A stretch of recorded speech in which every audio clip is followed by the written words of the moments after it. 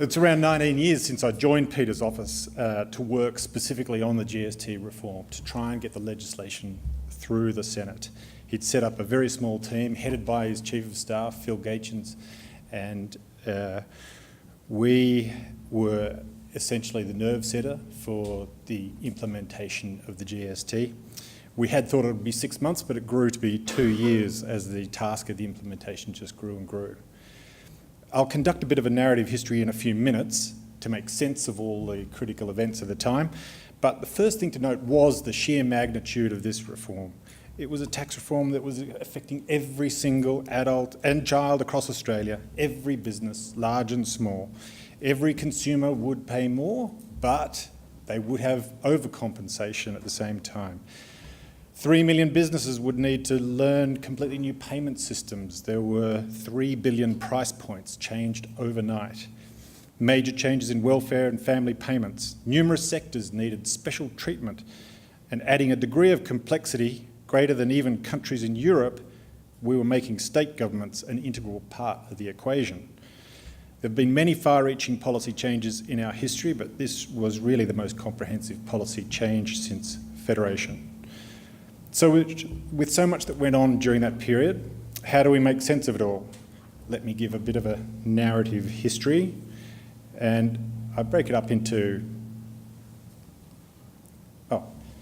there we go. We need an understander scope to comprehend the vastness of all of this change. The prehistory of the GST.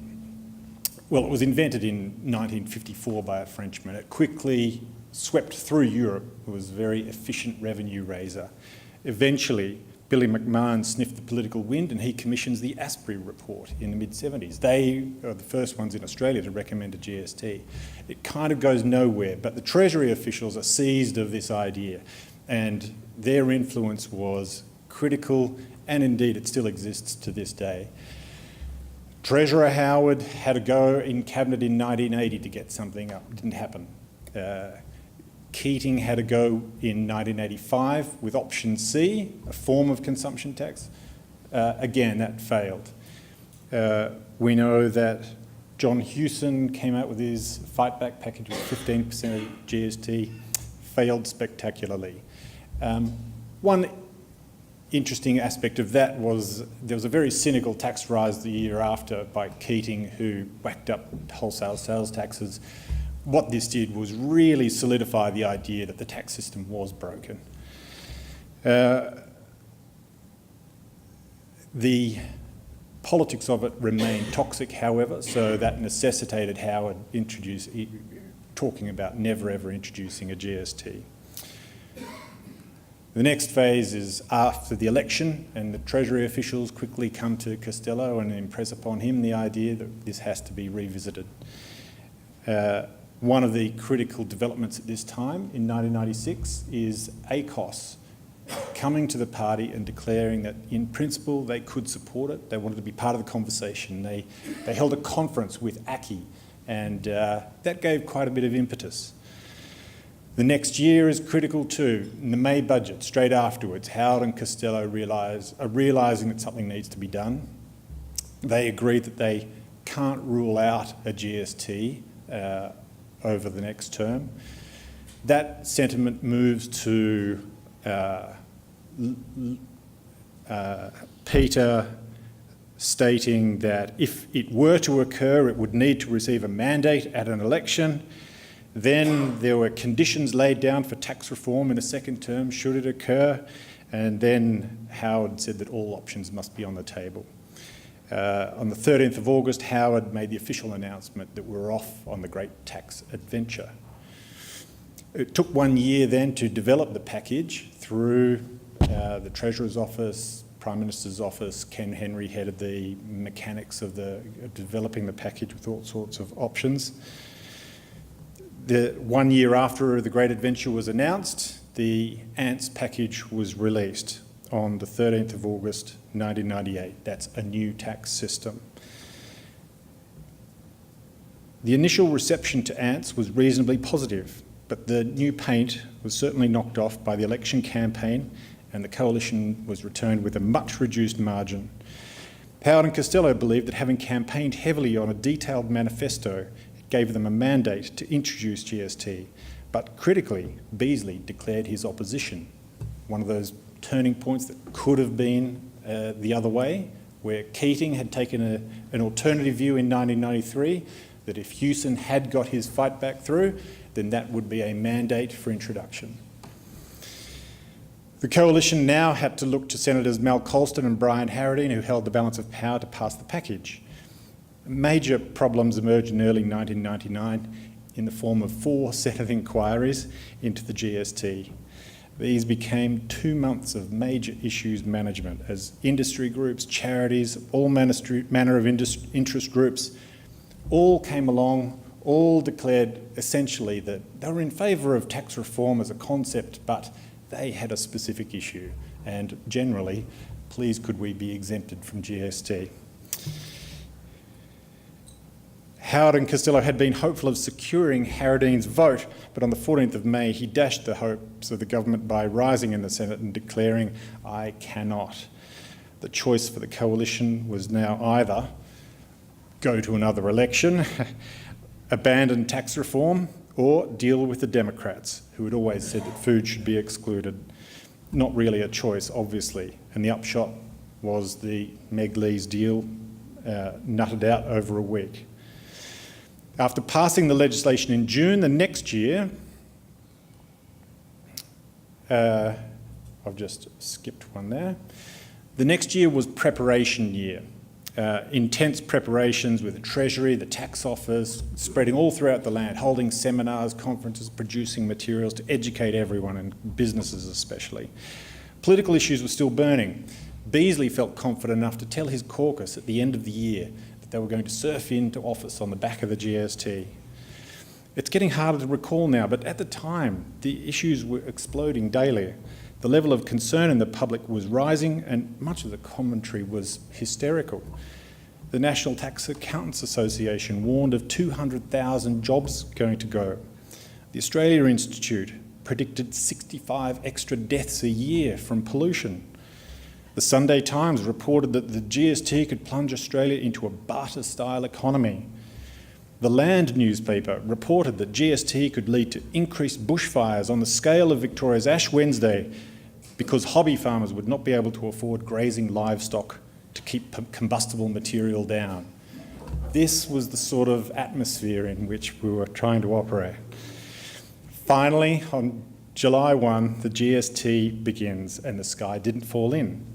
The political mood at that time switches quickly to put Labor on the back foot. Beazley, who had foolishly promised rollback, found himself in a defensive position, fighting off John Della Bosca, who was pushing for it to be accepted. Costello was merciless in his mockery of rollback.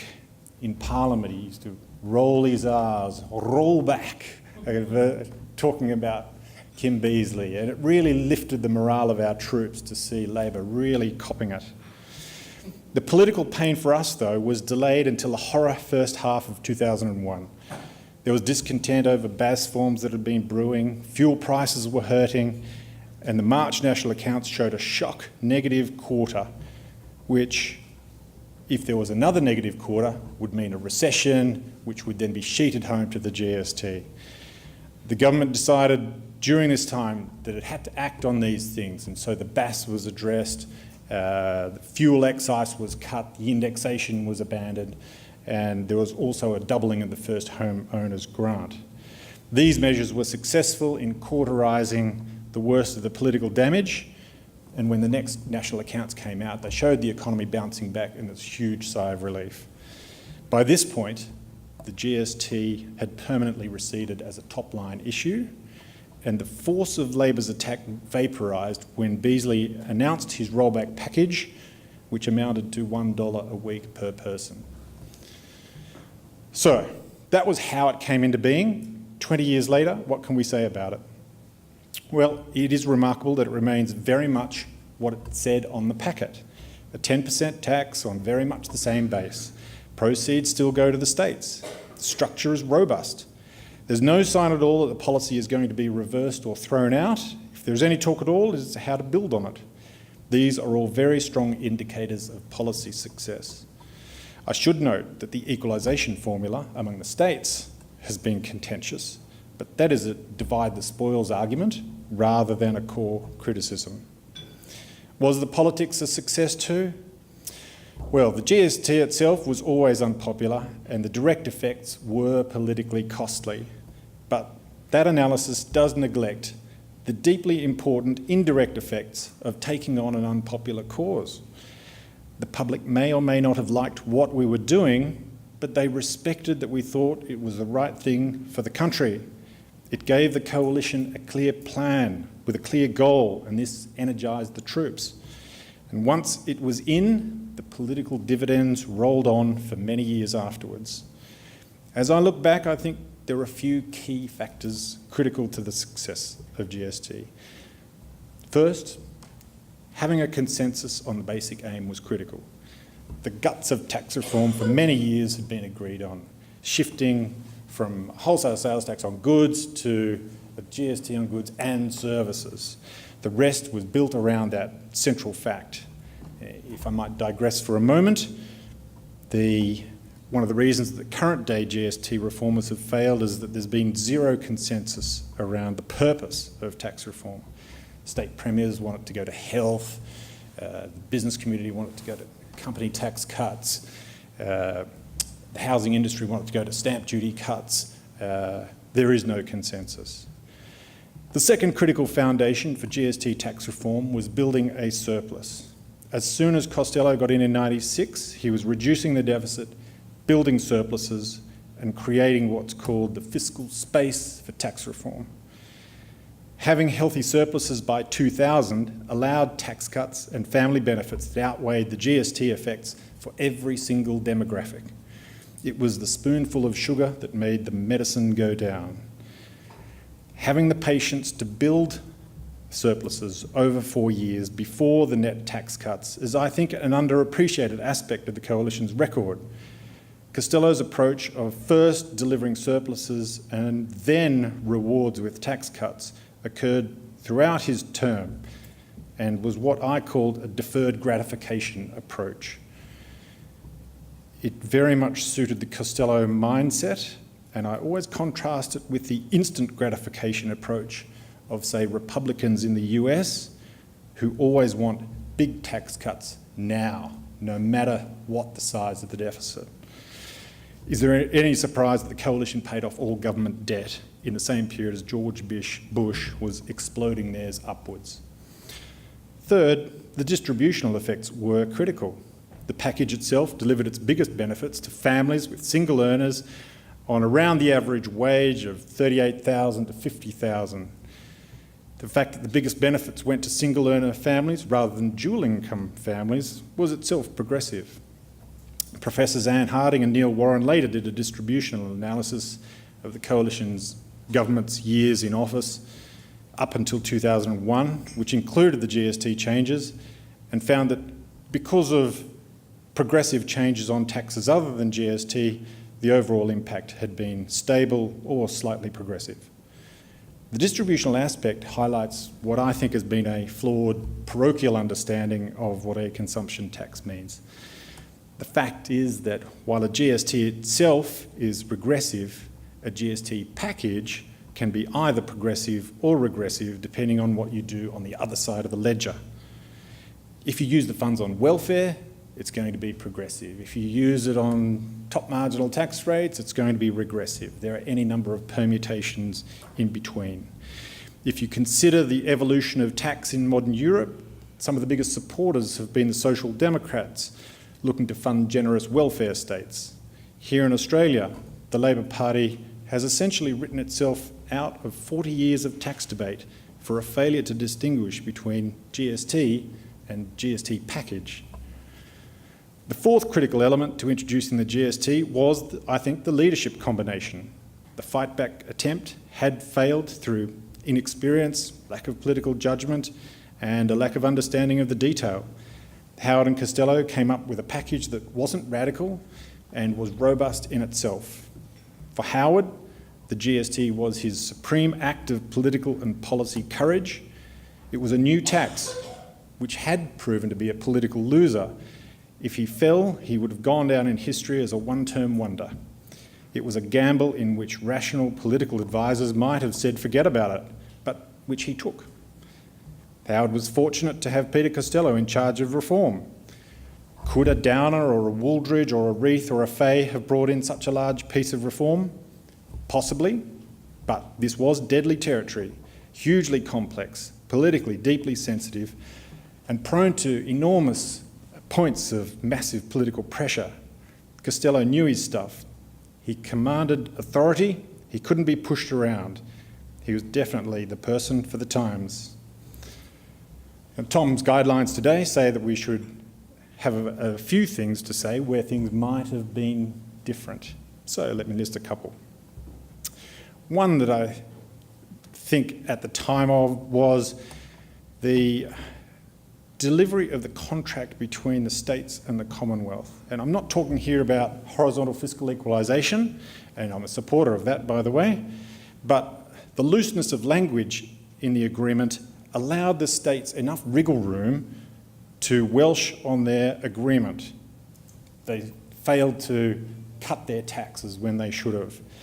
I felt that this was a bad faith manoeuvre by the states, and indeed, from now on, it makes them less credible when they're asking for more GST because they promise, promise to spend it on particular areas.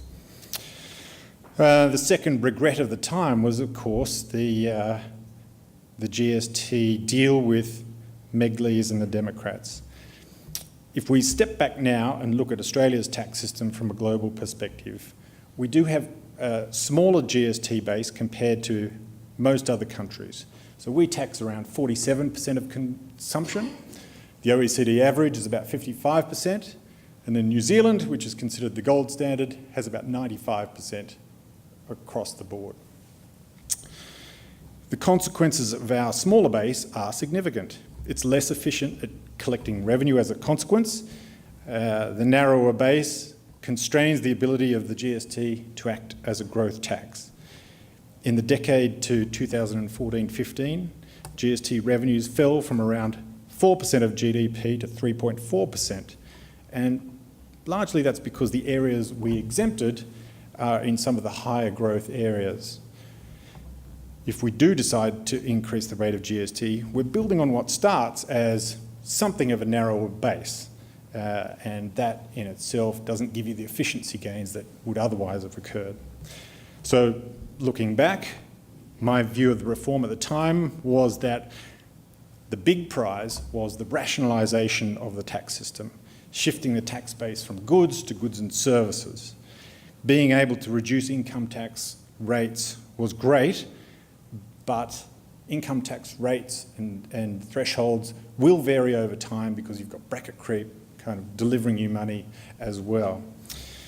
It's probably the case at the time that the Democrats would never have budged on the food aspect, but when you look in hindsight, and what a wonderful thing that is, the goal of greater rationalisation are even greater now than they seemed then. Knowing that does make me wonder whether at the time there could have been some perhaps more creative or lateral thinking about what the Democrats might have wanted. Probably the approach was around the ANTS package itself at the time, and you had to think inside the brains of Democrats and who their constituencies are. Alternatively, that may well have not been possible, of course, but then you go back to the actual package itself and whether a broader base might have been possible, knowing that extending into other areas is politically toxic, but you are able to potentially, for the same revenue, lower the rate, making it less unpopular. So I'll now conclude my presentation on a note of hopefulness. Policy reformers often feel dispirited at what they see as politics drowning out the possibilities of necessary change. I think when we look back at the history of the GST reform, it does provide a shining example of how courageous leadership can look beyond immediate political risks endure difficult challenges and engineer changes that are beneficial for the long-term good of the country. And that's not a bad legacy for John Howard and Peter Costello. Thank you. Any questions on without notice? And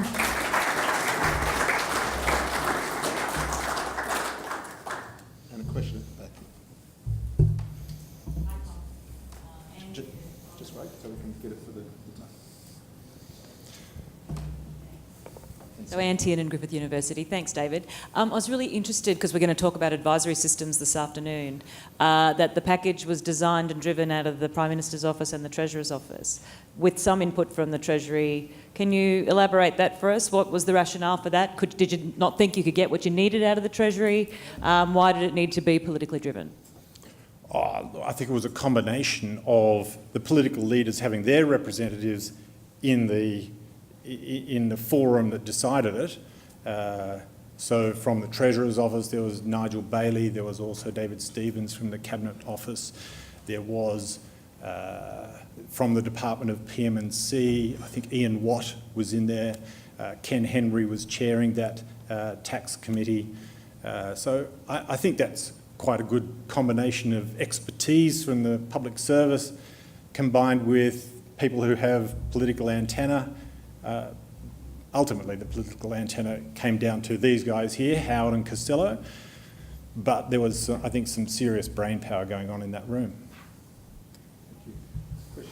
Thanks a lot, Edward Fowler from the ANU. I was just inquiring about if you could elaborate on the horizontal fiscal equalisation, and in particular the formula for the programme, and perhaps also respond to the arguments made by our friends in the West that it's eroded the principle of competitive fiscal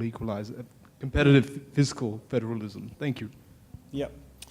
So when the ANTS package was released, it stipulated that the proceeds of GST would all go to the states and it would be distributed according to the HFE processes, the horizontal fiscal equalisation. And what that formula does is deliver money such that each state can deliver the same level of services for their people in that state. So that had been a very long-standing principle prior to GST, and then GST was attached to that. Now, I remember distinctly when the state premiers all came to Canberra in 1999 to sign the intergovernmental agreement, and they were very keen to receive the proceeds. I'm sure that West Australia would have carefully gone over the implications of signing up to that agreement, and what they probably would have found, I mean, Richard Court would have probably been speaking to his advisors and saying, well, you know, what happens if we have a mining boom or bust? And they would have said, well, if we get a mining bust, then we get more GST. And if we get a mining boom, then we get less. So that's a sort of equalising formula in itself. What we emerged with was, of course, the actual mining boom, which did reduce the GST revenues to that state. And, you know, it's an oft-cited figure of 30 cents in the dollar that the West Australians are currently getting back in GST. Now, I was speaking to someone from South Australia the other day, and they said we would dream of getting 30 cents in the dollar GST from the Commonwealth. Why? Because what it would mean is that the South Australian economy was booming so much and giving them so much revenue that they did not need any GST from the Commonwealth. So there is obviously a lot of unhappiness in Western Australia about this. The government's wrestling with it. The difficulty of it all is that it's a zero-sum formula. If you take from one state, then others are going to miss out. And it was an issue that the Howard government, Peter and John, when this started to emerge as an issue in the mid-2000s, left it entirely to the states. So once the leadership here in Canberra in probably about 2011 accepted the West Australian argument that there was a legitimate cause for complaint, then it essentially led them automatically to find some form of solution, and that's what they're still wrestling with. Would you please join with me in thanking Dave?